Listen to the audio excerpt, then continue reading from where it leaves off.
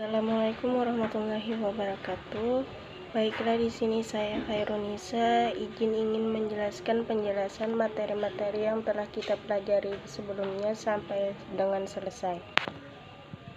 Munculnya kerajaan-kerajaan Islam di Kalimantan. Yang pertama itu Kerajaan Banjar, Kerajaan Kota Waringin, Kerajaan Kutai, Sulawesi, Kerajaan Gatawalu, Kerajaan Waju. Tidak terlepas dari pandangan yang berlangsung ketika itu, penyebaran Islam di Nusantara selalu dikaitkan dengan jalur perdagangan.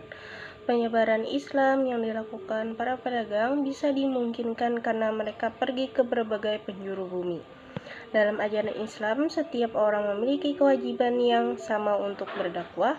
Setiap muslim, apapun kedudukan Islam dan profesinya, mereka dituntut untuk mendapat menyampaikan ajaran Islam walaupun hanya satu ayat Al-Quran.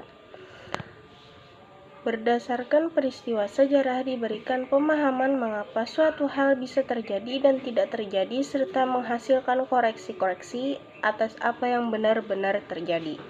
Dalam kaitannya dengan kebangsaan Indonesia, kedatangan kekuatan Eropa terutama Belanda dan penakluknya terhadap di Nusantara akhirnya menyatukan wilayah-wilayah yang saling terpecah itu.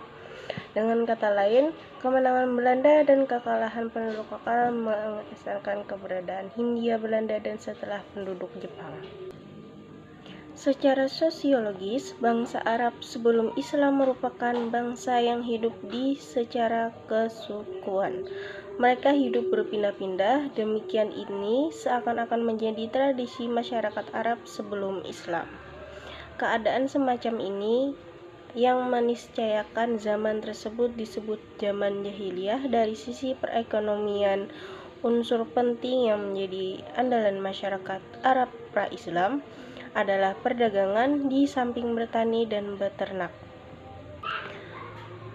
Menurut sumber-sumber Cina zaman dinasti Tang menjelaskan akhir perempatan ketiga abad 7, seorang pedagang Arab menjadi pemimpin permukiman Arab Muslim di pesisir pantai Sumatera. Jawa adalah wilayah yang dahulunya banyak terdapat kerajaan-kerajaan. Kehadiran Islam di pesisir utara Pulau Jawa dapat dibuktikan berdasarkan arkeologi, hikayat, legenda, serta berita-berita asing. Islam yang terjadi daerah di pesisir utara. Proses masuknya Islam ke wilayah Asia Tenggara, khususnya di Indonesia, menimbulkan peradaban yang sangat khas dibandingkan dengan peradaban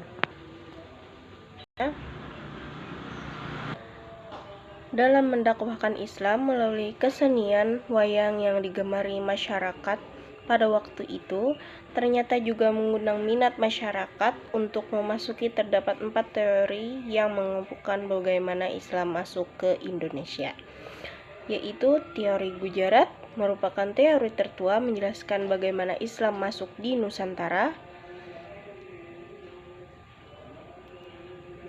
Salah satu contoh Islam faktual yang memiliki karakter wetasiah dan tipologi akomodatif dengan kondisi sosio-historis dan sosio-kultur yang melatar belakanginya.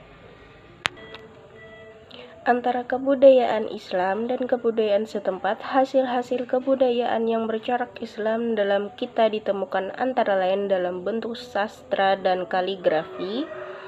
Muncul karya sastra para seniman muslim yang menghasilkan beberapa karya sastra antara lain berupa syair, hikayat, suluk, badat, dan kitab-kitab. Kemudian peninggalan yang bercorak Islam lainnya adalah kaligrafi, seni ukir. Kaligrafi adalah perpaduan dua jenis karya seni rupa yang berbentuk ragam hias. Tasawuf memuat dan mengandung setidaknya 5 unsur, yaitu fimu, pengetahuan, amal, pelaksanakan. Umat Islam di Indonesia pra-kemerdekaan awalnya dilakukan dengan penyebaran dan pengaruh pembaruan Islam modern ke Pulau Melayu Indonesia. Sejak awal abad ke-20 telah membangkitkan kesadaran bangsa Indonesia, khususnya umat Islam, bangkit dengan berbagai gerakan-gerakan, baik gerakan politik maupun gerakan sosial agama. Sejarah kehidupan Islam di Indonesia telah diakui sebagai kekuatan kultural, tetapi Islam dicegah untuk merumuskan bangsa Indonesia menurut versi Islam.